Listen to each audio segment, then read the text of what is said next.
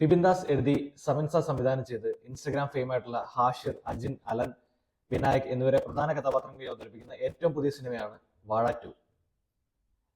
വാഴ ഫ്രാഞ്ചൈസിയിൽ വരുന്ന രണ്ടാമത്തെ മൂവിയാണ്. അതിന്റെ ടൈറ്റിൽ സൂചിപ്പിക്കുന്ന പോലെ തന്നെ സ്റ്റോറി ഓഫ് ബില്യൺ ബ്രോസ്. നമുക്ക് ഒത്തിരി റിലേറ്റ് ചെയ്യാൻ പറ്റുന്ന, അല്ലെങ്കിൽ 90s കിഡ്സിനും early 2K കിഡ്സിനും ഒത്തിരി റിലേറ്റ് ചെയ്യാൻ പറ്റുന്ന പല സന്ദർഭങ്ങളും, പല സ്റ്റോറീസും, പല ഇമോഷണൽ സീൻസും കടന്നു പോകുന്ന മൂവിയാണ്. പറഞ്ഞു തുടങ്ങുമ്പോഴേക്കും നമുക്ക് കാസ്റ്റിംഗിൽ തന്നെ പറഞ്ഞു തുടങ്ങാം.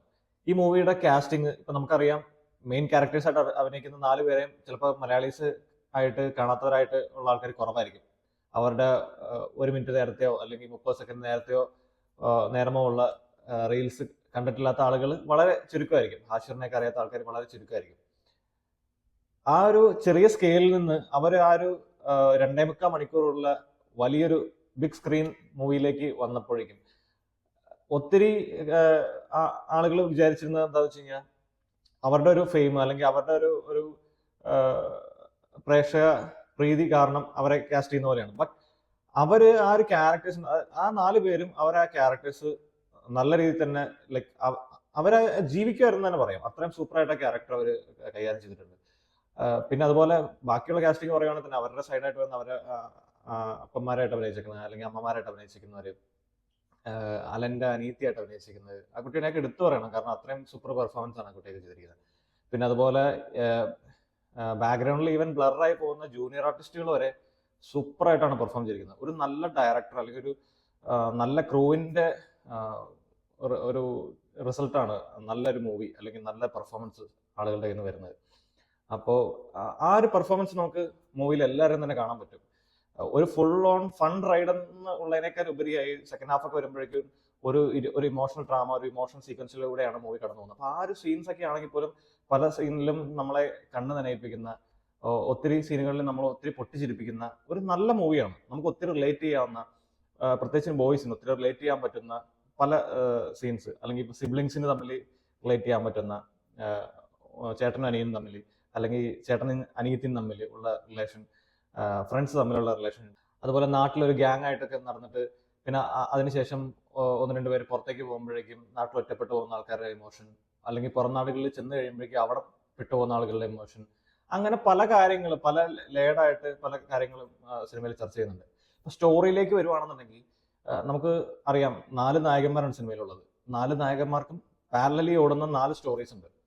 ആ സ്റ്റോറീസിനെ ഇന്റർകണക്ട് ചെയ്ത് പോകുന്ന കാര്യങ്ങള്, അവര് ഫേസ് ചെയ്യുന്ന ലൈഫിലെ പല സിറ്റുവേഷൻസ്, അതെല്ലാം നമുക്ക് ഭയങ്കര റിലേറ്റബിൾ ആയിട്ട് കണ്ടിരിക്കാൻ പറ്റുന്ന കാര്യങ്ങളാണ്.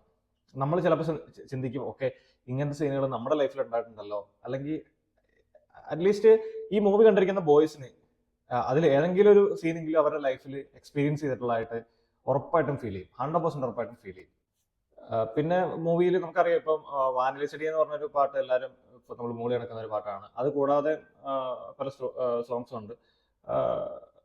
എനിക്ക് തോന്നുന്നു എല്ലാ സോങ്സും ആ ഒരു സീൻസുമായിട്ട് നല്ല ബ്ലെൻഡ് ചെയ്ത് പോകുന്ന കൈൻഡ് ഓഫ് സോങ്സ് ആണ്. ആൻഡ് അതുകൊണ്ട് തന്നെ ഒരു ഏച്ച് കിട്ടിയ പോലത്തെ ഒരു അവസ്ഥ, അല്ലെങ്കിൽ ആ പാട്ട് അവിടെ വേണ്ടായിരുന്നെന്ന് നമുക്ക് തോന്നുന്നൊരു സിറ്റുവേഷൻ ഒന്നുമില്ല. നമുക്ക് ആ ഒരു സീൻസിന്റെ ഇമോഷൻ നമ്മളിലേക്ക് തരുന്ന രീതിയിൽ തന്നെ ബ്ലെൻഡ് ആയിട്ട് തന്നെയാണ് എല്ലാ സോങ്സും പോയിരിക്കുന്നത്. പിന്നെ അതുപോലെ എടുത്തു പറയേണ്ട ഒരു കാര്യം ആക്ഷൻ കൊറിയോഗ്രഫിയാണ്. ഇതിനകത്ത് ഒത്തിരി ആക്ഷൻ സീനുകൾ വരുന്നുണ്ട്, ത്രൂ ഔട്ട് സ്റ്റോറിയിൽ വരുന്നുണ്ട്, ക്ലൈമാക്സിൽ വരുന്നുണ്ട്. അതെല്ലാം എന്താ പറയാ, വളരെ നാച്ചുറൽ ആയിട്ടുള്ള ഒരു ആക്ഷൻ കൊറിയോഗ്രഫിയാണ് മൂവിയിൽ ചെയ്തിരിക്കുന്നത്. എടുത്തു പറയേണ്ട ഒരു കാര്യം, അത് മൂവി കാണുന്നതിന് മുന്നേ തന്നെ ഞാൻ അവരുടെ ഒരു ക്രൂവിന്റെ ഇന്റർവ്യൂ കണ്ടപ്പോഴേക്കും അവർ പറയുന്നുണ്ടായിരുന്നു, അവർ ഒത്തിരി സ്ഥലങ്ങളിലൊന്നും പോയിട്ടില്ല, ഈ ഒരു ഷൂട്ടിന് വേണ്ടിയിട്ട് ഒത്തിരി സ്ഥലങ്ങളിലൊന്നും പോയിട്ടില്ല എന്നാണ് പറയുന്നത്. പക്ഷെ ഈ മൂവിയിൽ പുറം രാജ്യങ്ങളിൽ, പല രാജ്യങ്ങളും കാണിക്കുന്നുണ്ട് ഇതിനകത്ത്. ഇപ്പൊ യൂറോപ്യൻ കൺട്രീസ് കാണിക്കുന്നുണ്ട്, അല്ലെങ്കിൽ ഗൾഫ് കാണിക്കുന്നുണ്ട്. അതെല്ലാം അവര് ഫിക്സ് ചെയ്തിരിക്കുന്ന ഒരു ക്യാമറ ആംഗിള്, അല്ലെങ്കിൽ അവരത് ആ ഒരു സ്പേസസ് അവർ ക്രിയേറ്റ് ചെയ്തിരിക്കുന്നത്, നമുക്ക് ആ ഒരു ഇത് ഇന്ത്യയിലാണ് അവർ ചെയ്തിരിക്കുന്നത് എന്നുണ്ടെങ്കിൽ അത് നല്ല സൂപ്പർ ആയിട്ടാണ് അവർ ചെയ്തിരിക്കുന്നത്. ബിക്കോസ് നമുക്ക് ഒരിക്കലും അതൊരു പുറം രാജ്യമല്ല എന്ന് തോന്നത്തില്ല, അത്രയും സൂപ്പർ ആയിട്ടാണ് അവർ ചെയ്തിരിക്കുന്നത്. ഫോർ മൈ ഇൻഫർമേഷൻ, ഞാൻ അങ്ങനെയാണ് മനസ്സിലാക്കിയിരിക്കുന്നത്, അവർ ഇന്ത്യയിൽ തന്നെയാണ് ഇതെല്ലാം ഷൂട്ട് ചെയ്തിരിക്കുന്നതാണ്. അപ്പൊ അങ്ങനെയാണെന്നുണ്ടെങ്കിൽ അവരുടെ ആർട്ട് ടീമിനെയൊക്കെ നമ്മൾ അപ്രീഷിയേറ്റ് ചെയ്താൽ മതിയാവും. കാരണം അത്രയും ബിലീവബിൾ ആണ് അതിനകത്ത് സീൻസ് ഒക്കെ. ഒരു യൂറോപ്യൻ കൺട്രി ആണ്, അല്ലെങ്കിൽ അത് ഗൾഫാണ് എന്ന് നമുക്ക് ഫീൽ ചെയ്യിക്കുന്ന രീതിയിൽ തന്നെയാണ് അത് ചെയ്തിരിക്കുന്നത്.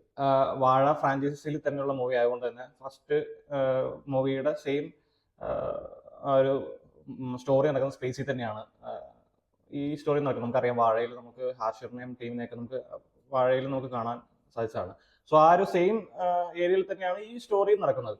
സോ അതുകൊണ്ട് തന്നെ അതിന് ആ വാഴയിലുള്ള ക്യാരക്ടേഴ്സ് അവിടെ ഇവിടെയായിട്ടൊക്കെ പ്ലേസ്ഡ് ആയി പോകുന്നുണ്ട്.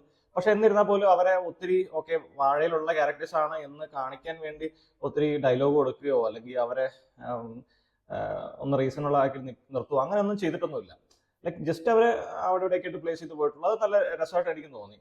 പിന്നെ ക്ലൈമാക്സിലേക്ക് വരുമ്പോൾ ക്ലൈമാക്സ് ലൈക്ക് നമ്മളെ ആ ഒരു ഇമോഷണൽ സീൻസിൽ നിന്ന് വിട്ട് നമ്മൾ ആ ഒരു സ്റ്റോറിയുടെ ഒരു ക്ലൈമാക്സ് പഞ്ചിലേക്ക് കൊണ്ടുവരാനായിട്ട് ഒരു ക്ലൈമാക്സ് എലമെന്റ് അവർ സിനിമയിൽ വെച്ചിട്ടുണ്ട്. അതൊരു സസ്പെൻസ് എലമെന്റ് തന്നെയാണ്. അത് അൺഎക്സ്പെക്റ്റഡ് ആയിരുന്നു. ഫോർ മീ അത് അൺഎക്സ്പെക്റ്റഡ് ആയിരുന്നു. സോ അതുകൊണ്ട് നല്ല രസമുണ്ടായിരുന്നു ആ ഒരു സീനൊക്കെ. ഓവറോൾ മൂവി ഒരു നല്ലൊരു ഫൺ റൈഡ് പ്ലസ് ഒരു ഇമോഷണൽ ഡ്രാമ ആയിട്ടുള്ള ഒരു ഫീൽ ഗുഡ് മൂവിയാണ്. അത് തിയേറ്ററിൽ തന്നെ എക്സ്പീരിയൻസ് ചെയ്യണം. ശരിക്കും ഫ്രണ്ട്സായിട്ട് അല്ലെങ്കിൽ ഫാമിലി ആയിട്ട് ഒക്കെ പോയിരുന്ന് കാണാൻ പറ്റുന്ന രീതിയിൽ തന്നെയാണ് മൂവി. പിന്നെ അതിന്റെ സ്ക്രിപ്റ്റിംഗിലേക്ക് വരുവാണെന്നുണ്ടെങ്കിൽ കുറച്ച് ഇപ്പോൾ നമ്മുടെ ഫ്രണ്ട്സിന്റെ ഇടയിൽ സംസാരിക്കുന്ന ഒരു രീതി അങ്ങനെയൊക്കെ തന്നെയാണ് അതിനകത്ത് ലാംഗ്വേജസ് യൂസ് ചെയ്തിരിക്കുന്നത്. എന്നാൽ തീരെ വൾഗറബിൾ ആയിട്ടുള്ള ഫാമിലി ആയിട്ട് ഇരുന്ന് കാണാൻ പറ്റാത്ത രീതിയിലുള്ള അങ്ങനത്തെ വൾഗറോ അങ്ങനത്തെ കാര്യങ്ങളൊന്നുമില്ല. വളരെ എന്റർടൈനിങ് ആയിട്ട് നമുക്ക് എല്ലാവർക്കും ഒത്തിരി പൊട്ടിച്ചിരിച്ച് കാണാം. എന്നാൽ ഒത്തിരി പേര് കണ്ണ് നിറച്ച് പോകുന്ന പല ഇമോഷണൽ സീൻസും മൂവിയിലുണ്ട്. അത് നമുക്ക് അതിനകത്ത് റിലേറ്റബിൾ ആയിട്ട് ഫീൽ ചെയ്യുന്നുണ്ട്. അല്ലെങ്കിൽ നമുക്ക് ആ മൂവി നമുക്ക് റിലേറ്റ് ചെയ്യാൻ അല്ലെങ്കിൽ ആ സീൻ നമുക്ക് റിലേറ്റ് ചെയ്യാൻ പറ്റുന്നതുകൊണ്ടാണ് അത് പറ്റിപ്പോകുന്നത്. അപ്പോൾ അങ്ങനെയുള്ള ഒരു അടിപൊളി മൂവിയാണ്. എല്ലാവരും സിനിമ തിയേറ്ററിൽ തന്നെ പോയിരുന്ന് കാണുക.